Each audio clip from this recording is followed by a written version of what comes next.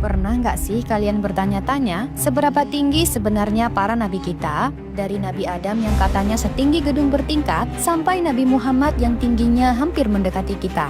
Kenapa ya tinggi badan para nabi dan umatnya dari zaman ke zaman semakin menurun? Yuk kita kupas tuntas misteri ini. Siapa tahu ada fakta-fakta menarik yang belum pernah kalian dengar sebelumnya.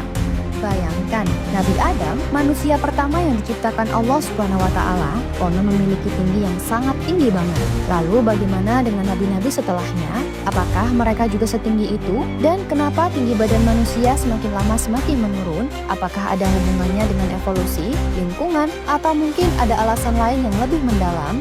Nah, di video ini kita akan menjelajahi berbagai sumber dan riwayat yang menceritakan tentang tinggi badan para nabi. Kita juga akan membahas teori-teori yang mencoba menjelaskan fenomena ini. Dari kisah-kisah dalam kitab suci hingga penjelasan ilmiah modern, semuanya akan kita bahas tuntas. Dan siapkan diri kalian untuk sebuah perjalanan waktu yang penuh dengan pengetahuan dan kejutan.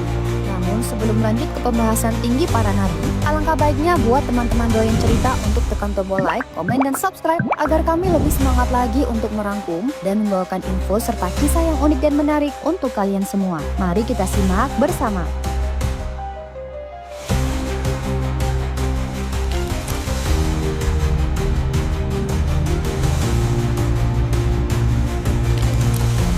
Nabi Adam adalah tokoh yang sangat penting dalam sejarah agama-agama Samawi, terutama Islam, Nasrani, dan Yahudi.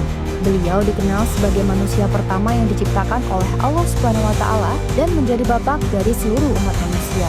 Kisah penciptaannya tidak hanya menjadi dasar bagi banyak ajaran agama, tetapi juga menjadi simbol dari awal peradaban manusia dan hubungan spiritual antara manusia dan Tuhan. Nah, salah satu hal yang sering dibicarakan mengenai Nabi Adam adalah tingginya yang luar biasa.